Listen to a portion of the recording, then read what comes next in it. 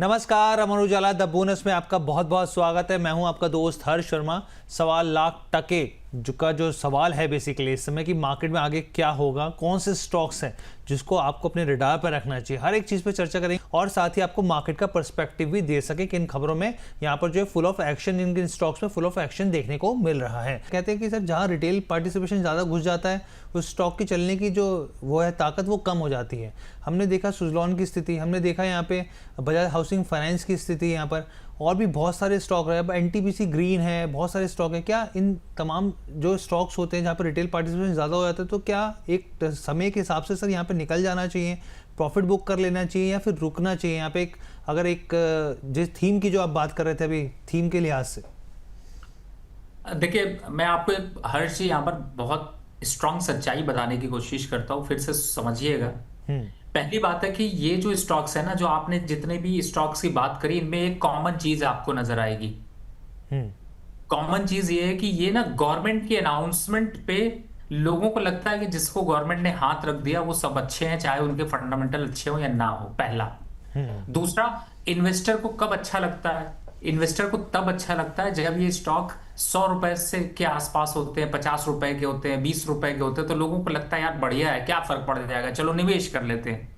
और तीसरा जो सबसे इंपॉर्टेंट है कि इन चूंकि सरकार का प्रोजेक्शन, जैसे अब 2047 का सरकार का प्रोजेक्शन है, नया भारत, नया इंफ्रास्ट्रक्चर, ये चीजें, ग्रीन एनर्जी, ये सारे गवर्नमेंट के वो प्रोजेक्ट हैं जिसको कि मार्केटिंग मीडिया बहुत जबरदस्त करता है।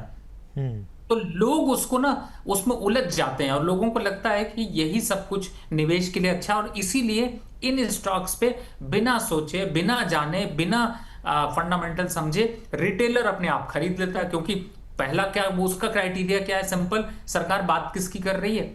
अच्छा, ये कर रही है। ये स्टॉक कितने का मिल रहा है? अरे 20 रुपए का मिल रहा है, बड़ा अट्रैक्टिव है।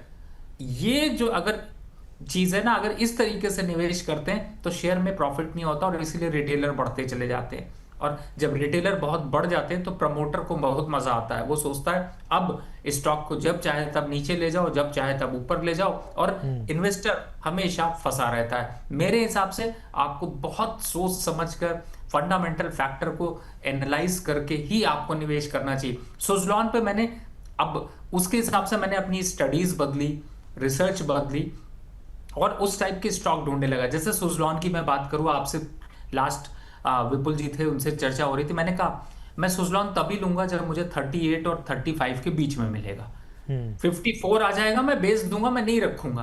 तो ये स्ट्रैटेजी अगर आप माइंडसेट के साथ ट्रेड कर रहे हैं तो इनमें ट्रेड करने में कोई बुराई नहीं। हमने अभी बात करी थी SW सोलार की, मैंने एग्जांपल पूछता हूं, आपको लगता है कि 800 रुपए का जो स्टॉक है वो 200 रुपए रह गया, कौन रुका होगा? रिटेलर के पास सांस ही नहीं है निकलने की, निकलेगा कहां से?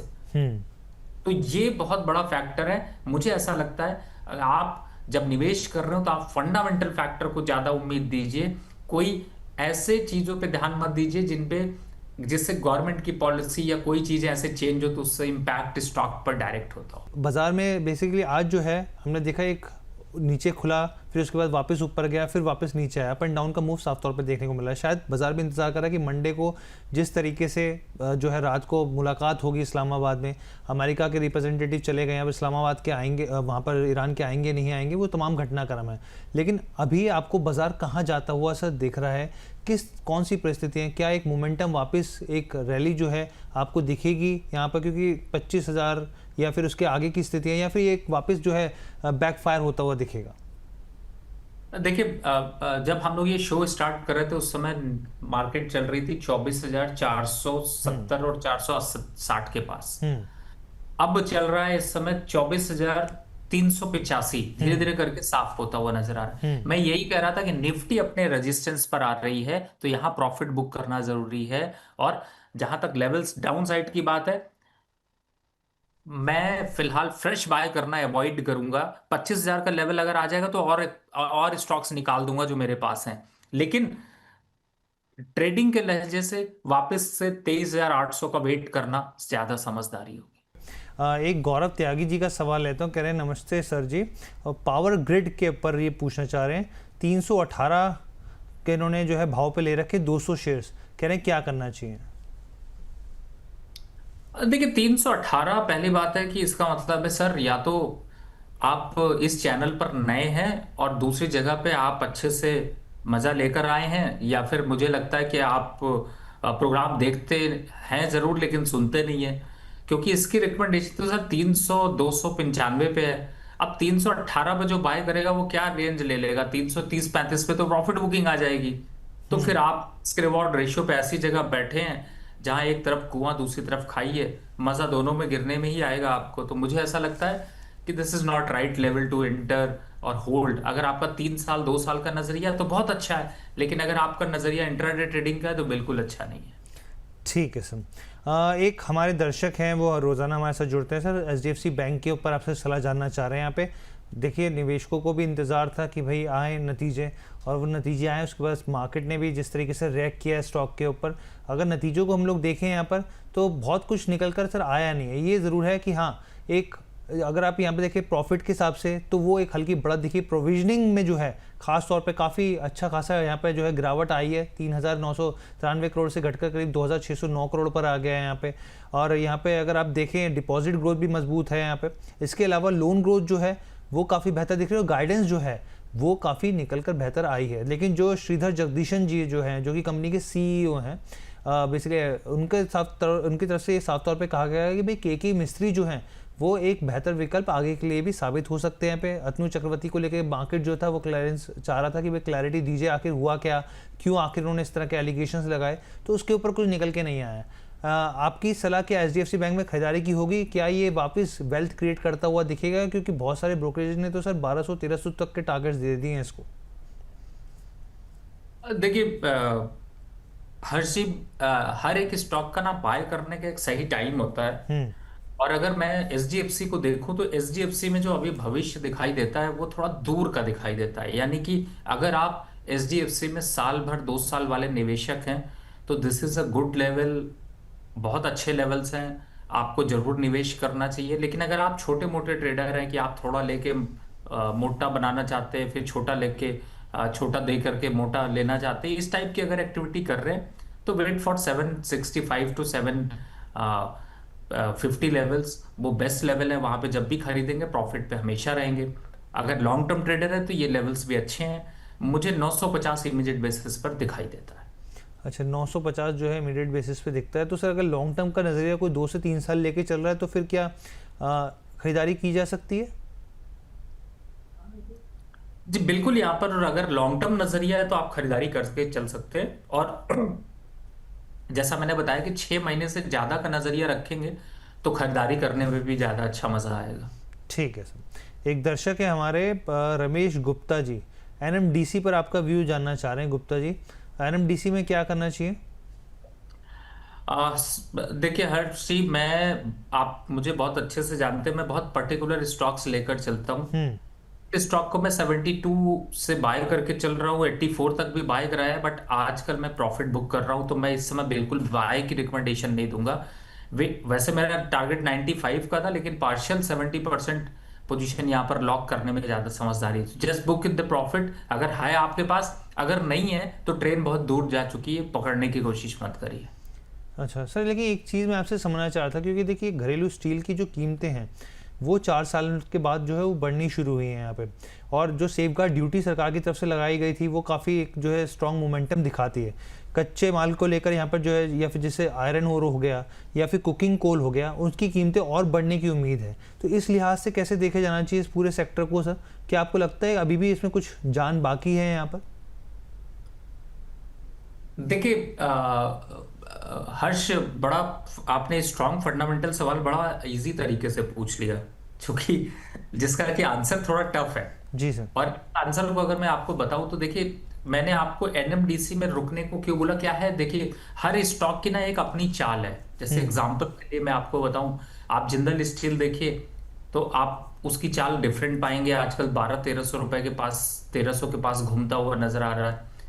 इस समय के हिसाब से देखें तो वेदांता में अब प्रॉफिट बुकिंग जोन चालू हो गया है, national aluminium profit booking zone चालू हो गया, हिंडाल्को प्रॉफिट बुकिंग चालू हो गई है, श्याम मेटल प्रॉफिट बुकिंग चालू हो गई, कॉपर प्रॉफिट बुकिंग है। तो मैक्सिमम स्टॉक जो है वो अपने प्रॉफिट बुकिंग जोन पे है। दूसरा सर्किल होता क्या है कि पूरा का पूरा स्टील सेक्टर दो धड़े में डिवाइड है। अब एक जो बाइंग की तरफ है, बाइंग की तरफ कौन है? वो स्टॉक जो कभी नहीं चलते हैं, वो थोड़े बाय की तरफ आपको नजर आएंगे। और उनमें अगर जाते हैं तो वीजा स्टील, स्टील इंडेक्स और जेटीएल इंडस्ट्री या फिर गैलेट ये है। तो मुझे ऐसा लगता है कि इस टाइम पे एकुमुलेशन होनी चाहिए, लेकिन बहुत अग्रेसिव नहीं। मेटल काउंटर से थोड़ा पीछे हटिए। पीछे हटने का मतलब है हिंदुस्तान जिंक या फिर हिंदुस्तान कॉपर की तरफ आप रहें तो बहुत अच्छा है। लेकिन अगर टाटा स्टील और ये सब देख रहे हैं, this is not right level. At least 10% का करेक्शन या 8% का करेक्शन आ जाए तो वेल एंड गुड, रिटर्न्स अच्छे मिलेंगे।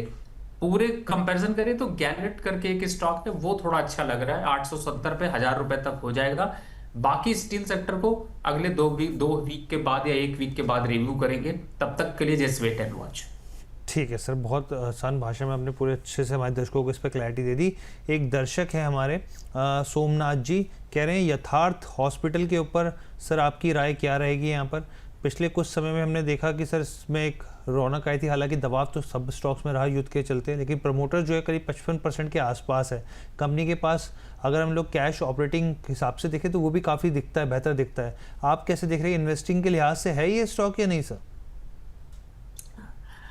देखिए, हॉस्पिटल में स्टॉक्स पे मैं ना ज़्यादा ट्रस्ट नहीं करता। मैं उसके कंपनियों पे दूसरे पे बिलीव ज़्यादा रखता हूँ। रिसेंट मैंने जो रिकमेंडेशन दी थी वो आपको ग्लेनमार्क पे दी थी, अराउंड 2000 के आसपास, शायद आज 2200 से ऊपर चल रहा है, थोड़ी प्रॉफिट बुकिंग है।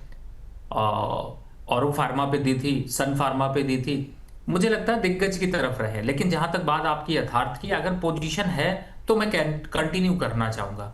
क्योंकि इन लेवल्स पे, यानी कि ये जो 742 का लेवल है, ये थोड़ा करेक्टिव लग रहा है। लेकिन 720 से नीचे की जितने लोगों की बाइंग है, बहुत क्लियर, बहुत अच्छा ये है कि 720 के जितने नीचे लोगों की बाइंग है उनको होल्ड करना चाहिए।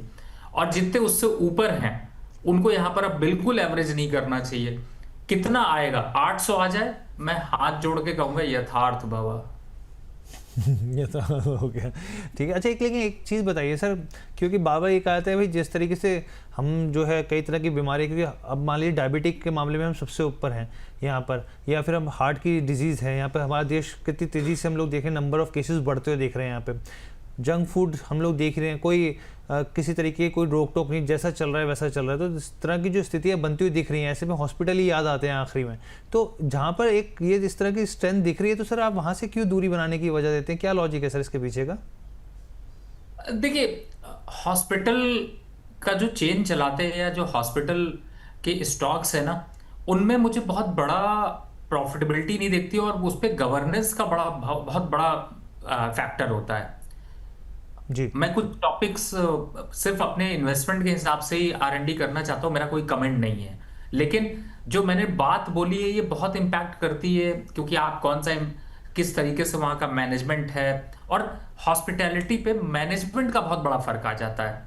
डॉक्टर्स की टीम है, प्रॉफिटेबिलिटी निकालने के लिए किस हिसाब से कंपनी का आगे ग्रोथ स्ट्रक्चर डेवलपमेंट देखने को मिल रहा है। अगर ऐसा मैं मान के चलूँ तो मुझे लगता है कि शायद अपोलो हॉस्पिटल को मल्टीबैगर रिटर्न देना चाहिए, या फिर दूसरी हॉस्पिटल चेन उनको देना चाहिए। लेकिन वो ना दे करके उनकी जगह पे वो कंपनियां दे रही हैं जो उनको पार्ट्स प्रोवाइड करती हैं, जो उनको दवाएं प्रोवाइड करती हैं। यानी कि आप सेफर साइड पे कहां पर है? आप सेफर साइड है उन कंपनियों पे जिनको इसके R&D करके, डेवलपमेंट करके उसको दवाओं को ग्राउंड लेवल पर तक लाना है। वहां पर आप नहीं फंसते हैं जहां पर पे कि आपको हॉस्पिटल की चेन अच्छी लगती है। देखिए, एक्चुअली में मैं आपको बताऊं कि जो चीज आप यूज कर रहे हैं, जो कंपनियां उसको सरवाइव कर रही हैं, कंपटीशन जो जिस हिसाब से बढ़ा है, उस हिसाब से उसकी कॉस्ट निकालना थोड़ा डिफिकल्ट होता है। बेटर है जो मैन्युफैक्चरिंग की तरफ है इस टाइप के, उनमें ज्यादा फायदा होता है। तो गवर्नेंस का इशू नहीं होता, गवर्नमेंट टैक्स पॉलिसीज का इशू नहीं होता। अब हॉस्पिटल का जो बिजनेस है, आपको भी पता है कि कोई भी ऐसी गवर्नमेंट की पॉलिसी या फिर कोई भी ऐसी चेन अगर कुछ होता है, आज इंश्योरेंस के ऊपर ज्यादातर बिजनेस टिके हुए हैं। तो बहुत से फैक्टर हैं जो रिस्क फैक्टर बढ़ाते हैं, इसलिए मुझे वहां पर थोड़ा कम बिलीव होता है। ठीक है सर, बहुत अच्छे से विस्तार से आपने अपने नज़रिए रख दिए। यहाँ पे एक पिंटू कुमार जी हैं सर, ये कह रहे हैं कि प्रिज्म जॉनसन शेयर जो है इन्होंने 164 पे बाय कर रखा है। कह रहे हैं सर क्या टारगेट हो सकता है, एवरेज करें या नहीं करें? अब अगर मैं इसका रिटर्न टू इक्विटी तो सर नेगेटिव आ रखा है, मैं देख रहा हूँ यहाँ पर। आप कैसे देख रहे हैं, क्या करना चाहिए? सर मैं ऐसा स्टॉक लेता ही नहीं हूँ जिसको बोलने में बड़ी तकलीफ होती है। खैर this is a joke of part, but हाँ ये है कि ये स्टॉक बिल्कुल आपने सही कहा। और सबसे बड़ी बात है कि अगर आप मुझे फॉलो नहीं करते हो तो हर्ष को फॉलो करना शुरू कर लीजिए, अरे सर। क्योंकि हर्ष बहुत फंडामेंटल बहुत सी चीजों पे आर&डी करता है। और मैं तो जोक के लिए कह रहा हूँ कि प्रिंसेप जॉनसन उतना कुछ नहीं अट्रैक्टिव लग रहा, लेकिन हाँ सच में अट्रैक्टिव नहीं लग रहा। स्टॉक कैसे अच्छा लगेगा हर्ष, मुझे एक बात बताओ। 246 रुपए था ये स्टॉक जुलाई में, जुलाई 2025 में 246। क्या रेट चल रहा है अभी? 137 रुपये सर। बताओ कैसे अच्छा लगेगा? सौ बिल्कुल। परसेंट कैपिटल साफ हो गया जिसका, जो निवेश किया था 50% कैपिटल साफ, 100% स्टॉक गिर गया। यहां से अगर 200 आना हो तो स्टॉक को कितना चलना पड़ेगा? 100% की रैली हम्म। पॉसिबल नहीं है। इससे ज्यादा अच्छा है मुझे क्या, इससे अलावा कोई भी स्टॉक को गोल गोल घुमाइए और हाथ रख दीजिए वो बढ़ जाएगा, ये नहीं बढ़ेगा। कितना बढ़ेगा? अब हुआ क्या कि आज 8% की रैली दिखा रहा है तो सारे लोगों ने आज खबर फैलानी शुरू कर दी।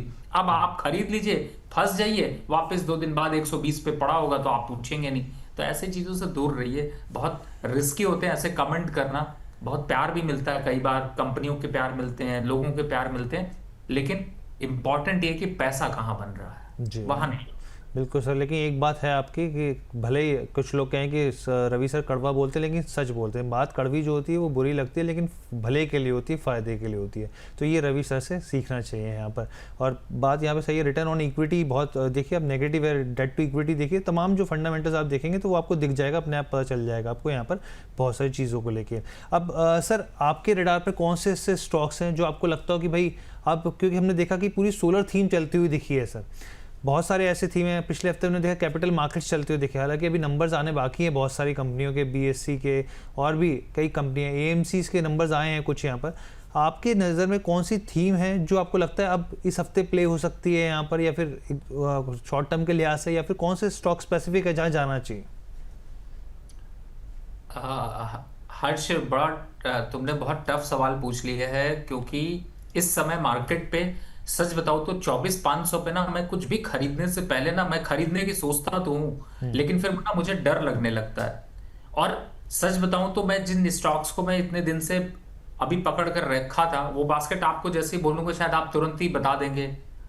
पीटीसी थी, भेल थी, एनटीपीसी था, ओएनजीसी था, टाटा पावर था, पावर ग्रिड था, ग्लेनमार्क था, ऑटो फार्मा था। ये सारी लिस्ट पे तो मैं प्रॉफिट बुक करने की तैयारी कर रहा हूं, क्योंकि मैं यहां से अब ना बहुत अग्रेसिव रिटर्न की उम्मीद नहीं करता।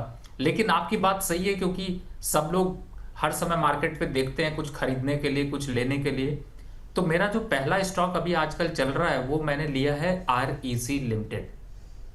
और कोई रॉकेट साइंस नहीं लगाई है, सिंपल है। कुछ दिन कभी पीएफसी चलता है, कभी आरईसी चलता है, आजकल आरईसी चल रहा है तो, और पीएफसी अपने टारगेट पर आ चुका है।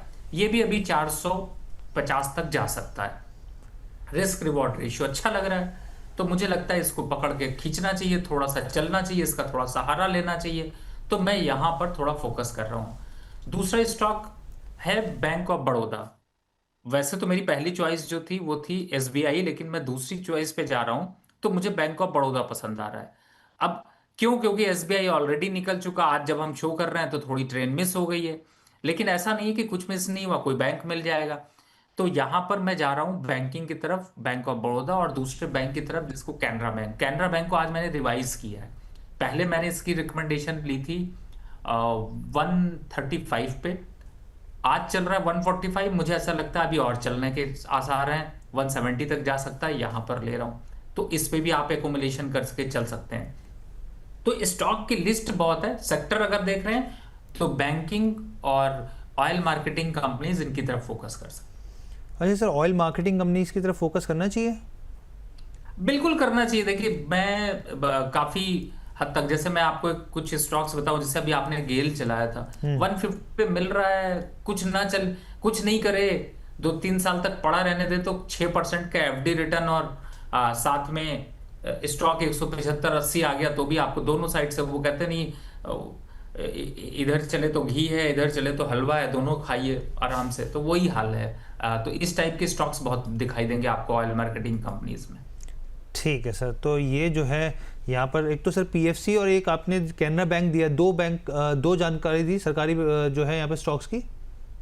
आरईसी। आरईसी, अच्छा ओके, आरईसी, तो आरईसी और यहाँ पे कैनरा बैंक, ये सरकार, ये जो है सर की पिक रहेगी यहाँ पे। इसी बीच ग्रो के भी नतीजे आए, अभी हम लोग आपके सामने स्क्रीन पर लेके आएंगे, बताएंगे किस तरीके के नतीजे रहे। लेकिन एक दर्शक जो है वो हमारे साथ जुड़ गए हैं यहाँ पे, अनीता चहर जी।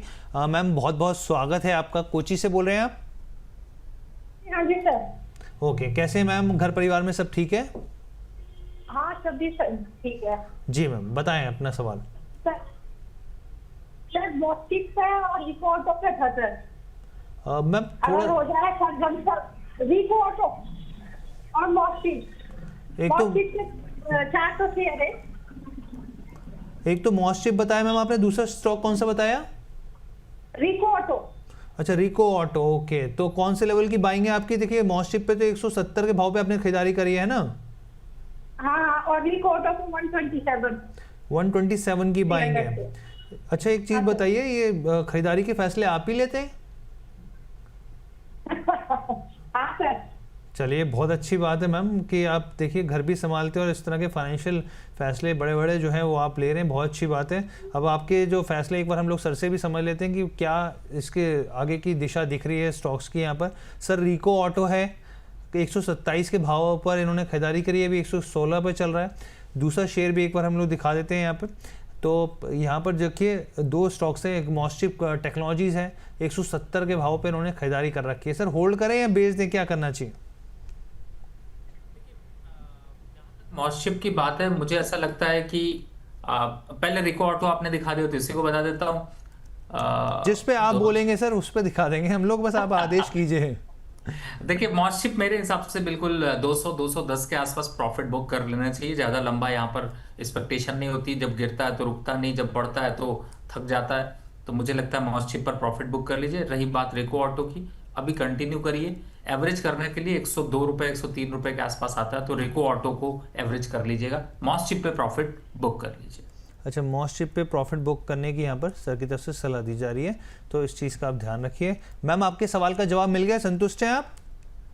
सर DRS का भी प्रॉफिट बुक करना है कि क्या करना सर? थोड़ा रवि सर से बात करके पता चल जाता है। रवि सर आपसे आंसर जा रही मैम। कौन से स्टॉक का नाम लिया इन्होंने? GRS 2300 तो खरीदा हुआ है। GRST। हाँ, garden reach ship builder sir. ना ना ना ना ना, बिल्कुल बुक नहीं करना है। 2800 से 3000 के लेवल आने दीजिए। अभी तो पोर्ट खुलने की बात हुई है, तो फिर वहां पे भी ट्रैक्शन बनेगा। होल्ड करके रखिए, थोड़ा प्रॉफिट बढ़ने दीजिए, उसके बाद कुछ मीठा हर्ष जी को भी भेजिएगा। अरे सर मीठा बल्कि मुझे क्यों, सबसे पहले रवि सर को खिलाइए आप, और उसके बाद कोई बच जाएगा तो हम भी खा लेंगे यहाँ पर, क्योंकि असली राय देने वाले तो रवि सर हैं। लेकिन जिस तरीके से आपने सर कॉन्फिडेंस दिखाया GREC के ऊपर, तो सर इसी तरह के हम लोग चाह रहे हैं कि और भी स्टॉक हमारे दर्शकों को सर बताएं कि भाई कहाँ और ज़्यादा जो है बेहतर, क्योंकि डिफेंस को लेकर भी जिस तरीके से पूरी दुनिया भर में गतिविधियां हुई हैं यहाँ पर, और शिपिंग को लेकर सरकार की तरफ से कुछ बड़े फैसले भी होते हुए देखे, हमने देखा है यहाँ पर। इंश्योरेंस को लेकर 25% तक की कटौती तक की सरकार ने एक पूल बनाया जिसमें वो पैसा डाला है यहाँ पे, हम लोग आगे कवर करेंगे इसके बीच। लेकिन एक दर्शक का भी और भी सवाल ले लेते हैं यहाँ पे। यहाँ पर जो है काफ़ी सवाल बैक टू बैक आए जा रहे हैं। इसी बीच एक जेनटेक के ऊपर जानना चाह रहे हैं दर्शक हैं प्रकार जौहरी जी, कह रहे हैं जेनटेक में क्या फ्रेश एंट्री ली जा सकती है, यहाँ पर क्या व्यू रहेगा? सर देखिए, इस समय मार्केट पे आप बचे पड़े हुए हैं, क्यों ऐसा करने जा रहे हैं कि आप वापस से फंस जाएं? मेरे हिसाब से जेनटेक अपने रेजिस्टेंस पर ट्रेड हो रहा है, ज़्यादा से ज़्यादा ये 1750 तक जा सकता है, रिस्क काफ़ी है, बिल्कुल मना करूँगा। अच्छा, बिल्कुल यहाँ से दूरी बना के रखनी चाहिए, ठीक है सर। इसी बीच यहाँ पर अब हम लोग 5 मिनट आप ग्रो के जो नतीजे आएंगे वो भी आपके सामने पेश करेंगे, लेकिन एक दो सवाल और कवर अप करते हैं, फिर आराम से यहाँ पे पूरे तरीके से आपको क्लैरिटी के साथ समझाएंगे यहाँ पे कि नतीजे कैसे रहे हैं। इसी बीच पारुल जी कह रही हैं राधे राधे सर जी, तो राधे राधे मैम। यहाँ पर विक्रम सोलार में क्या किया जाए सर? एक हाइड्रा गेमर के नाम से यहाँ पे सोलार कंपनी, PV सोलार खासतौर पर जिस तरह के PV मॉड्यूल कंपनी है, काफ़ी पेन देखने को मिला, चाहे वो प्रीमियम हो या विक्रम सोलार हो, इसके वारी हो। 188 के भाव पे इन्होंने विक्रम सोलार खरीद रखा है, कह रहे हैं कि 100 शेयर्स हैं। टारगेट सर क्या रहेगा 3 महीने के लिहाज से यहाँ पर विक्रम सोलार? देखिए किस रेट का बाय है सर 188 रुपीज़ का लेवल्स का बाय है, 100 शेयर्स हैं सर। तीन तो महीने 3 महीने का नजरिया। इमीडिएट जब तक हमसे बात कर रहे हैं कुछ और मत सुनिए, पहले सौदा ऑर्डर सेल का लगा लीजिए। 2226 चल रहा है, किस्मत बढ़िया थी लौट आया, नहीं तो वापस से ये थक करके अब फिर से 200 रुपये पहुंच जाएगा, प्रॉफिट निकल जाएगा। चॉइस आपकी है। मेरे हिसाब से इन कंपनीज में अगर आपका थोड़ा प्रॉफिट निकलता है तो आपको निकालना चाहिए और एग्जिट होना चाहिए। ठीक है। अब यहाँ पर जो है येस बैंक को लेकर भी एक बार मैं आपसे सलाह जानना चाहूँगा सर, कि येस बैंक में जो है काफ़ी समय से पेन रहा है, वो 20-21 के भाव के आसपास रहा है यहाँ पे। अब जो नतीजे आए, नतीजों में यहाँ पर आज दबाव देखने को मिला, 2% का दबाव है यहाँ पे। रिटर्न ऑन एसेट की मैं बात करूँ, देखिए नतीजे भी आ गए यहाँ पे, 45% का प्रॉफिट बढ़ा है, एनआईआई जो है 16% बढ़ी है। चाहे आप GNPA देखिए, ग्रॉस NPA या फिर नेट NPA, उसमें भी जो स्थिति है वो हल्की बेहतर सुधार हुई है और प्रोविजनिंग जो है वो कम हुई है। लेकिन सर इसके साथ दो चीज़ें और मैं बताना चाहूँगा कि रिटर्न ऑन एसेट जो है वो 1% के आसपास है, 2020 में था, उसके बाद से गिरावट डेटोरेशन लगातार देखने को मिला था। और एक और इम्पॉर्टेंट चीज़ कि बैंक की तरफ से प्रोविजनिंग जो है अलग से एक्स्ट्रा जो है 343 करोड़ के आसपास की अलग से प्रोविजनिंग भी हुई है यहाँ पर, वो एक और इम्पॉर्टेंट पॉइंट हो जाता है यहाँ पे। आप इन नतीजों को कैसे रीड कर रहे हैं और क्या सलाह रहेगी, क्योंकि एक दो एक्सपर्ट्स ने तो कहा है कि भाई आने वाले दिनों में ये 35-40 तक के भाव दिखाएगा। देखिए विपुल, ये हर्ष जी, मेरे हिसाब से यस बैंक एक ऐसा शेयर है ना जिससे कि मुझे ऐसा लगता है इसकी रेंज ऐसी होनी चाहिए कि 18-16 के आसपास आए तो बाय करो, 21 आए तो प्यार मत करो, सलाम करो और निकल जाओ। अभी के हिसाब से देखें तो जो गाइडेंस आ रही है वैसे एज पर एक्सपेक्टेशन काफ़ी ज़्यादा अच्छी है, क्योंकि सिचुएशन इससे ज़्यादा वर्स्ट होनी चाहिए थी। कंपनी प्रॉफिट भी यहाँ पर थोड़ा निकल कर आया, लेकिन मुझे ऐसा लगता है कि लॉन्ग टर्म पर अभी ऐसा कुछ बदला नहीं है, खासतौर से यस बैंक के लिए। तो मेरे हिसाब से अगर आप बने हैं तो ऐसे पैनिक होने की ज़रूरत नहीं है, बने रहिए। थोड़ा बहुत डिप आ जाए 1880 1850 के आसपास आ जाए तो थोड़ा ले सकते हैं, लेकिन ये उतना ही लीजिएगा जितना आप सोचते हैं एक्स्ट्रा पैसा है। बहुत अग्रेसिव तरीके से ले सकते हैं, ये वैसा स्टॉक नहीं है। तो मेरे हिसाब से अभी जो गिरावट है वापस से पुल बैक आएगा, बहुत ज़्यादा यहाँ पर गिरावट के संकेत नहीं है। बहुत ज़्यादा गिरावट के संकेत नहीं है। एक दर्शक हैं हमारे, इनका नाम है शुभान चंद्रा जी, कह रहे हैं क्या एंट्री लेवल लार्सन टर्बो में रहेंगे, क्या ये मौजूदा भाव होगा एंट्री करने के लिए, और क्या सर स्टॉक ने ज़बरदस्त कम बैक किया, अपने लो के लेवल से ज़बरदस्त तरीके से वापस आया। और लगातार कमेंट्री चल रही थी, बाजार जो है दो हिस्सों में बटा हुआ था, बहुत सारे एक्सपर्ट्स की भी सलाह हम लोग लगातार सुन रहे थे कि भाई ऐसा है कि इम्पैक्ट हो जाएगा, डेंट हो जाएगा। वो बात की कहानी है कि कंपनी को फिर से वापस ऑर्डर मिलेंगे, ठीक ठाक होंगी तब रिपेयरिंग करते हुए इंफ्रास्ट्रक्चर EPCs के हिसाब से। लेकिन सर 4000 के भाव पर आखिर आ ही गया ये शेयर। अब आगे के हिसाब से कितनी स्ट्रेंथ दिख रही है और क्या एंट्री लेवल रहेगा या रुके थोड़ा फॉल का और इंतजार करें?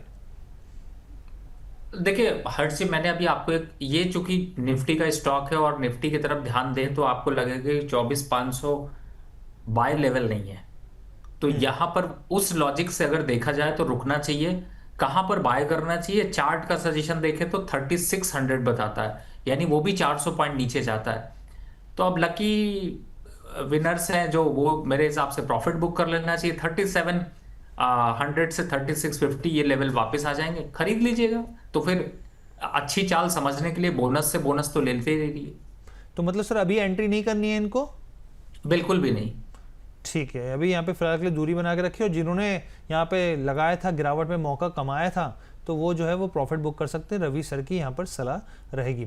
एक और दर्शक है यहाँ पर, यहाँ पे है पटेल साहब है यहाँ पे, प्रणति पटेल साहब जो है वो कह रहे हैं बेसिकली अपोलो माइक्रो सिस्टम्स के ऊपर क्या सलाह रहेगी और अडानी एनर्जी सोल्यूशन के ऊपर। सर अपोलो माइक्रो सिस्टम ने देखा पिछले हफ्ते भी काफ़ी तेज़ी रही थी इस शेयर के अंदर, और खबर भी ये थी कि भारत सरकार की तरफ से एक डिफेंस मैन्युफैक्चरिंग लाइसेंस जो है वो मिलता हुआ दिखा था, और ये जो लाइसेंस है वो लाइफ टाइम के हिसाब से है।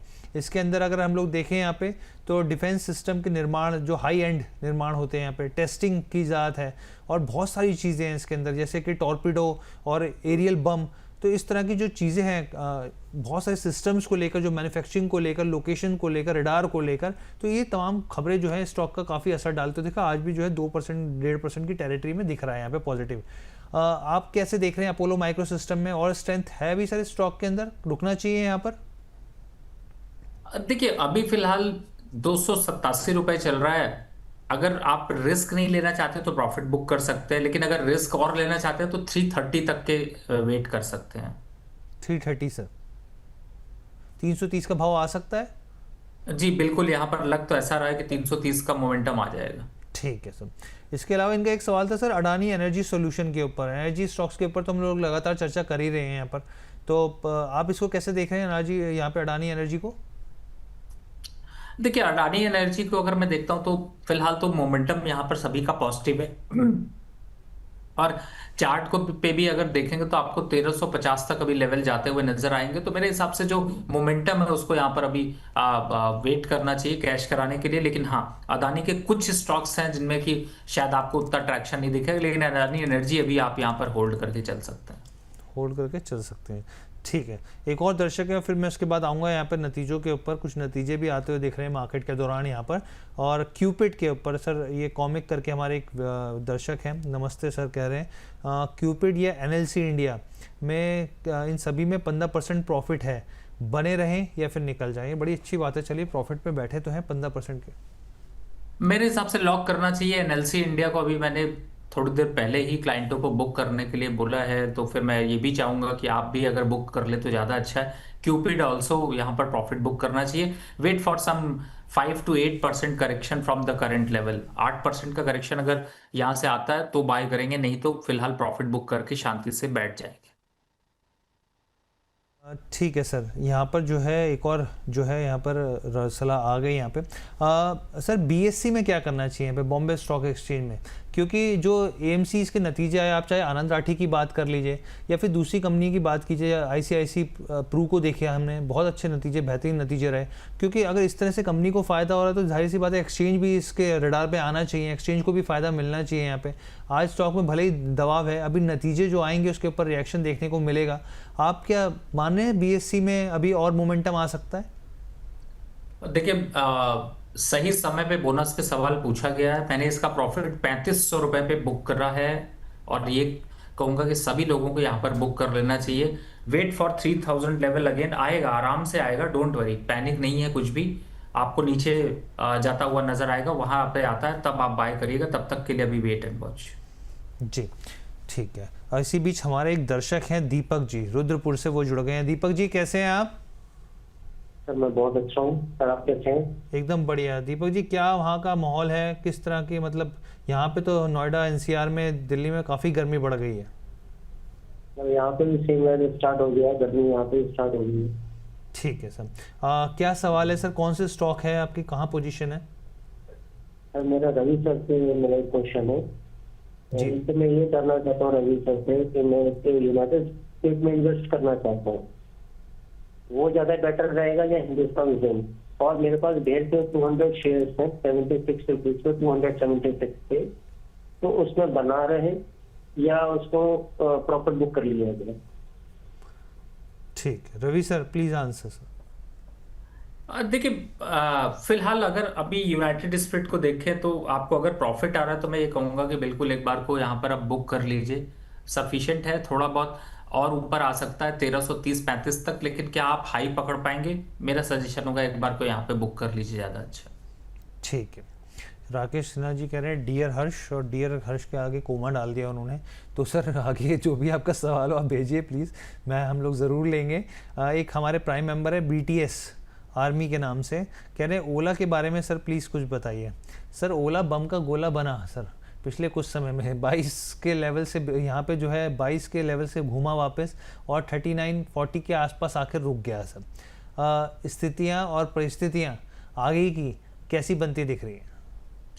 लकी है वो लोग जिन्होंने 25-15 रुपए पे खरीदा, और अनलकी होंगे थोड़े से जिन्होंने 50 रुपए पे खरीदा। दोनों को निकलना चाहिए। तो आप समझ ही गए होंगे मैं कहने की कोशिश क्या कर रहा हूँ। अच्छा ठीक है, यानी कि यहाँ से जो है अभी फ़िलहाल के लिए अपनी गाड़ी की रफ्तार को बढ़ा लीजिए, निकल जाइए यहाँ पे। ठीक है। एक आशीष जी हैं टाटा मोटर पैसेंजर के ऊपर पूछ रहे हैं कि सर क्या लेवल रहेंगे यहाँ पर खरीदारी के, और क्या अभी आपको स्टॉक में किस तरीके की चाल देखने को मिल सकती है? देखिए, फिलहाल नो ट्रेडिंग जोन चलेगा, लेकिन हाँ ये है कि इसके टारगेट 400 रुपए तक वापस आ सकते हैं। तो एकोमुलेट करते रहिए, पर जल्दबाजी मत करिए। रिसेंट डेज में आपने 300 से 355 का सफर देखा, आप 355 से 400 देखिए, धीरे धीरे करके चलेगा, टाइम लगेगा थोड़ा सा। टाइम लगेगा यहाँ पर, थोड़ा सा इंतज़ार ज़रूर कीजिए यहाँ पे। और ड्रेजिंग कॉरपोरेशन की जो हमारे दर्शक ने एक सवाल भेजा है, तो देखिए इसके ऊपर अभी हम लोग चर्चा करेंगे यहाँ पर, क्योंकि ये हम खबरों के खेल में भी लेंगे यहाँ पे। और एक दर्शक हैं, अच्छा राकेश सिन्हा जी का आ गया यहाँ पर कि dear Harsh ji and doctor Singh is a wonderful analyst, but his attention is mostly on short term. Can you please suggest a few shares for a long term, 2 years or more than, especially a few shares for a regular dividend income? तो sir एक तो long term का नज़रिया plus dividend income वाले जो shares हैं वो आप प्लीज़ सजेस्ट कीजिए अब हमारे दर्शक के लिए। देखिए सर, मैं आपसे क्षमा चाहूंगा कि आपको मेरी पूरी बात शायद समझ पे मैं बता नहीं पाया, लेकिन मैंने अभी बताया कि जैसे लॉन्ग टर्म की जो बात करी जा रही है उस पर आप देखते होंगे मैंने कई बास्केट रिलीज करी है। एक तो मैंने 5 साल, 10 साल और एक SIP। और आपको मैं याद दिलाऊं, और बाबू राव जी अगर बैक एंड पे होंगे तो देखे होंगे कि 2 लाख रुपए और 5 लाख रुपए के ऊपर जो पोर्टफोलियो बनाया था वो मैंने कहा था 5 से 10 साल के स्टॉक, 1-2 महीने के तो दिए ही नहीं, 5 से 10 साल के स्टॉक। मैं अगर वहां पर रिपीट करूं तो जो स्टॉक मैंने लिया था, पहला स्टॉक था PTC, दूसरा स्टॉक था ग्लेनमार्क, तीसरा स्टॉक था डेटा पैटर्न और चौथा स्टॉक था भेल।